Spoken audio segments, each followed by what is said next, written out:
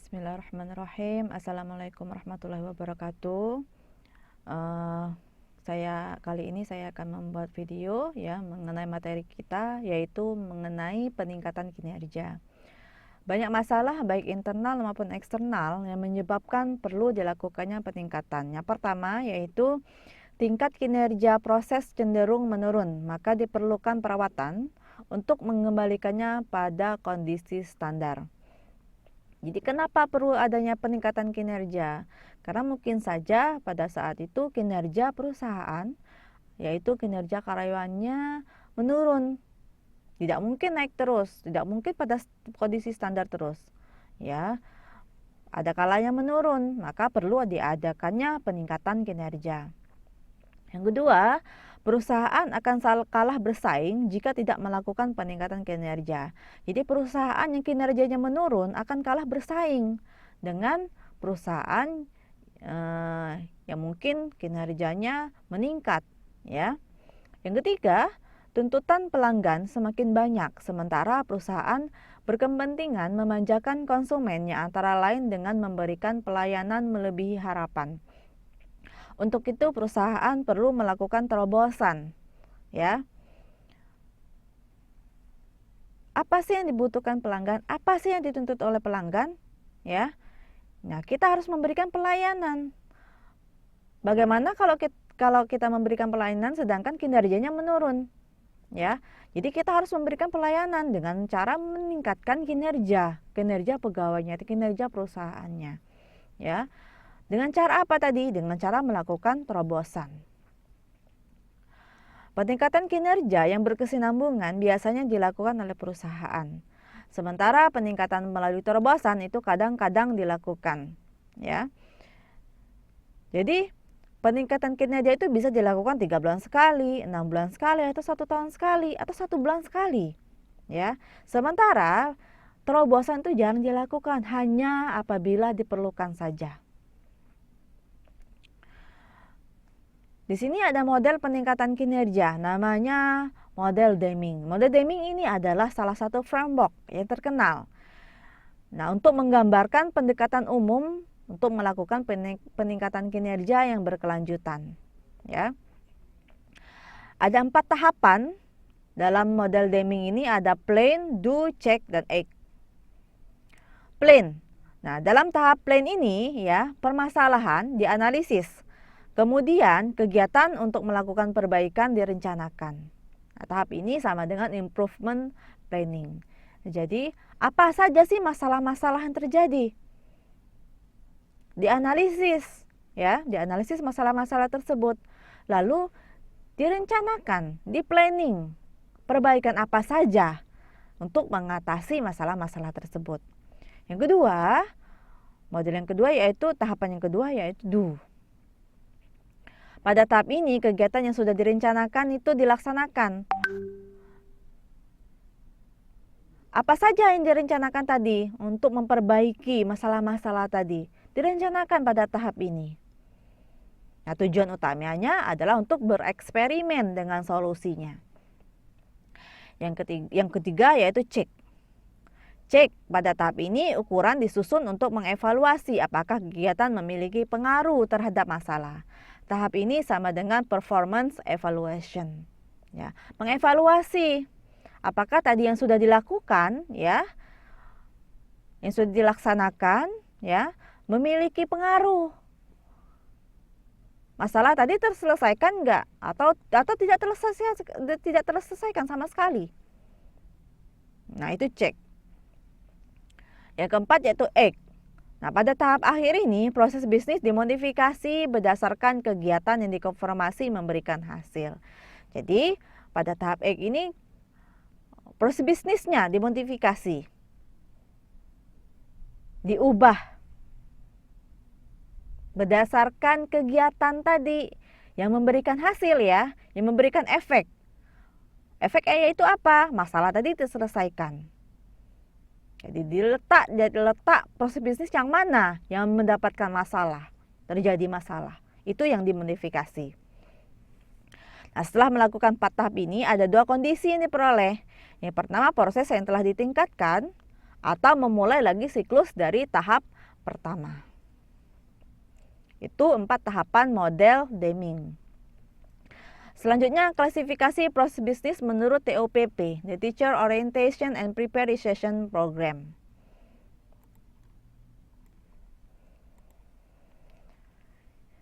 Klasifikasi yang pertama yaitu proses utama atau primary processes, yaitu proses-proses yang menghasilkan nilai, mulai dari penerimaan material, dari supplier sampai dengan aktivitas ke pelanggan.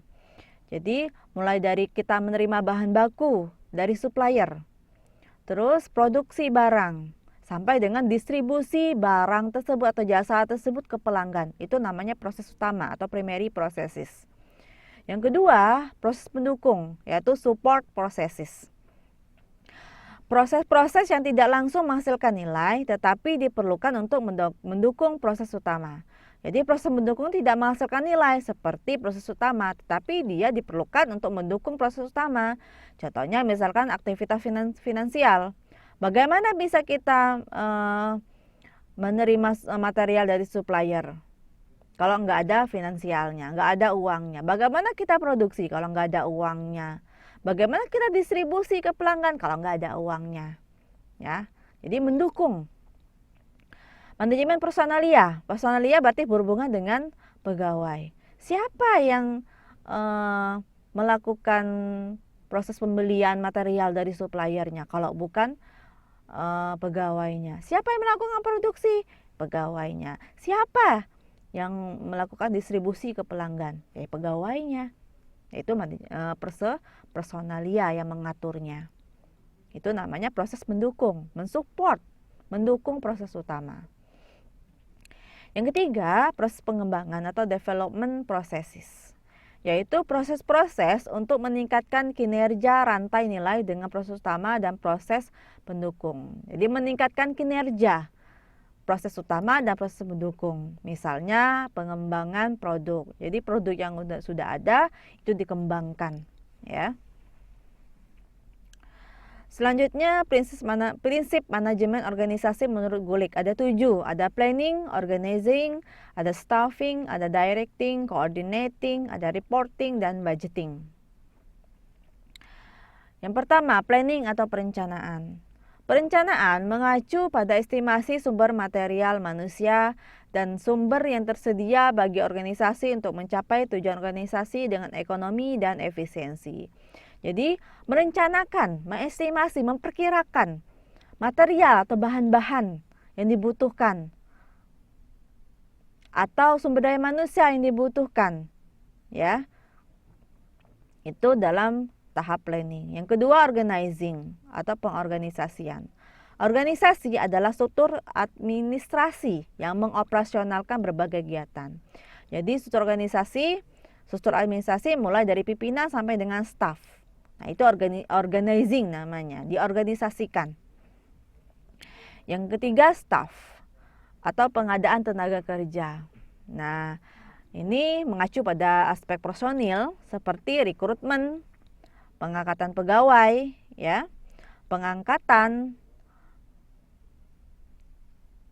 maksudnya pengangkatan jabatan, ya, menaikkan jabatan, terus promosi, mempromosikan seseorang, ya, pada suatu jabatan tertentu, disiplin, ya, disiplin waktu, pensiun dan lain sebagainya, ya.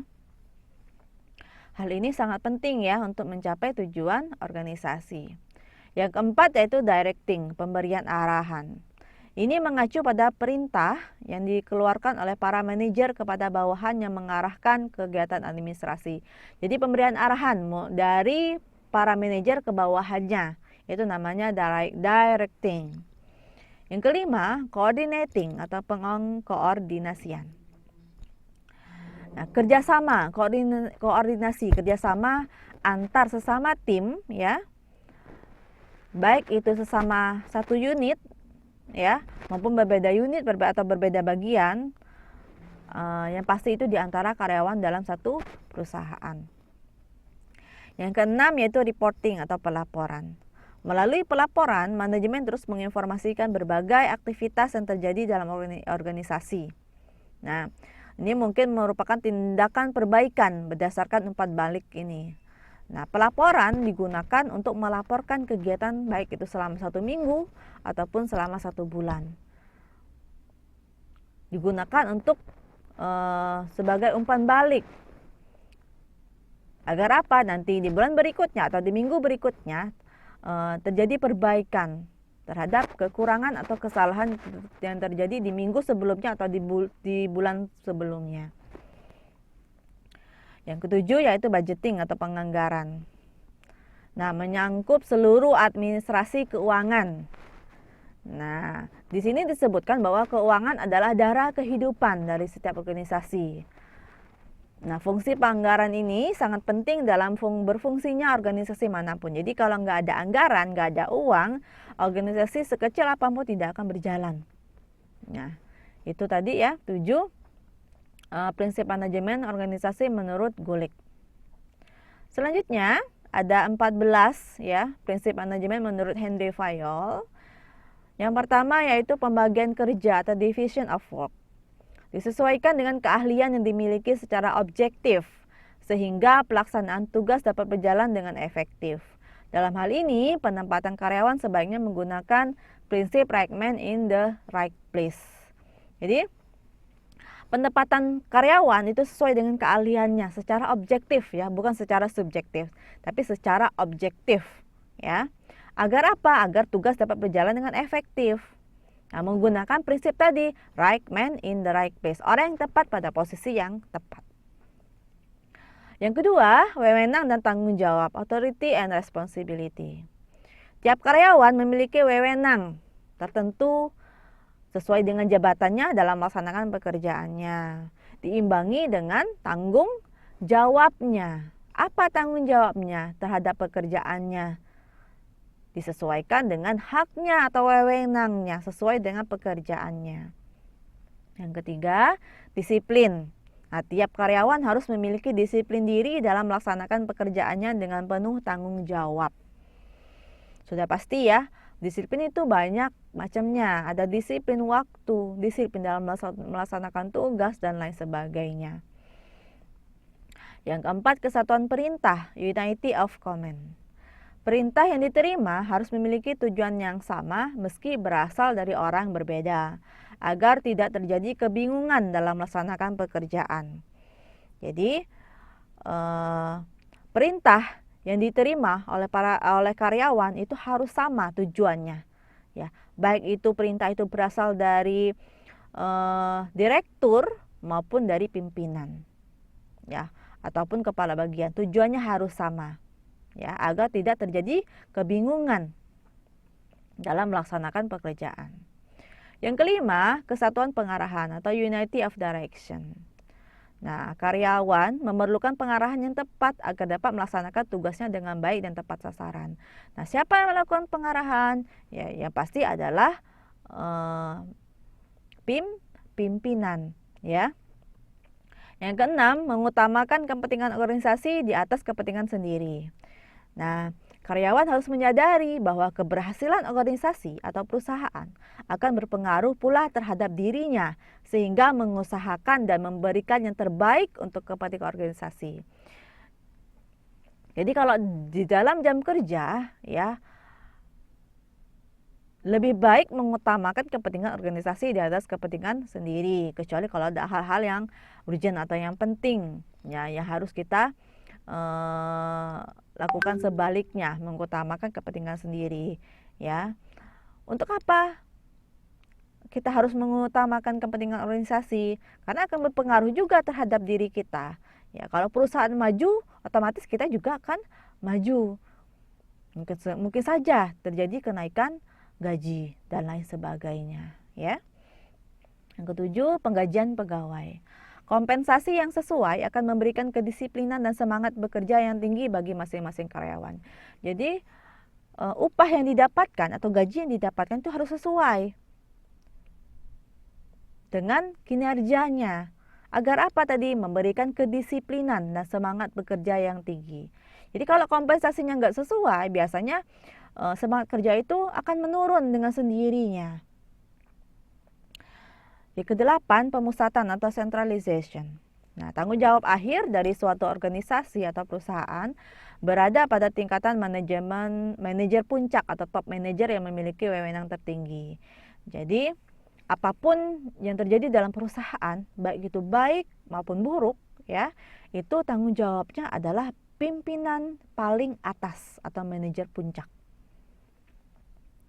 Yang kesembilan adalah hierarki. Adanya pembagian kerja akan menimbulkan hierarki dalam suatu susunan organisasi atau perusahaan. Dalam hierarki itu ada dalam suatu organisasi, ya. Pimpinan atas berada di atas. Terus mungkin ada wakil direkturnya atau wakil pimpinannya, ada kepala bagian sampai ke bawah ada staf. Digambarkan dalam suatu organisasi itu yang namanya hierarki. Yang ke-10, ketertiban atau order. Ketertiban dalam pekerjaan sangat penting untuk menghindari kekacauan yang dapat menghambat pelaksanaan operasional perusahaan atau organisasi. Ketertiban dalam pekerjaan, maksudnya begini, pekerjaan yang sudah dilimpahkan kepada seorang karyawan itu harus dikerjakan dengan baik dan tepat waktu, agar tadi menghindari kekacauan. Ya. Terus jangan mengambil pekerjaan orang lain, kerjakanlah pekerjaanmu sendiri. Dan boleh membantu pekerjaan orang lain tapi tidak mengambil pekerjaan orang lain. Yang ke-11, keadilan dan kejujuran. Terkait dengan moral karyawan yang harus dimiliki oleh semua lapisan organisasi atau perusahaan. Adil dan jujur. Adil itu tidak sama, ya. Gaji staf dengan gaji kepala bagian itu pasti beda. Ya, adil itu tapi tidak sama. Jujur dalam hal pekerjaan dan lain sebagainya. Terus yang ke-12, stabilitas kondisi karyawan. Kestabilan kondisi perlu dijaga agar tidak mengganggu performa karyawan yang pada akhirnya menghambat pencapaian tujuan. Yang ke-13, prakarsa atau inisiatif. Nah, prakarsa itu timbul ketika seseorang berusaha menyelesaikan hal-hal yang semestinya dilakukan agar memberikan hasil yang maksimal. Jadi biasanya timbul itu ketika seseorang yang menyelesaikan pekerjaannya tetapi dia terbentur dengan sesuatu hal.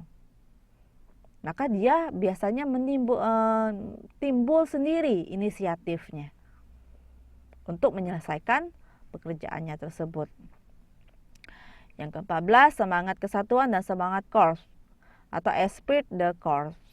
Rasa senasib sepenanggungan akan memberikan semangat yang untuk bekerja sama dalam mencapai tujuan yang diharapkan. Jadi rasa senasib sepenanggungan untuk mencapai tujuan. Tujuannya apa? Ya pasti adalah agar perusahaan itu berhasil atau perusahaan itu maju. Nah, demikianlah video kali ini. Saya akhiri. Wassalamualaikum warahmatullahi wabarakatuh.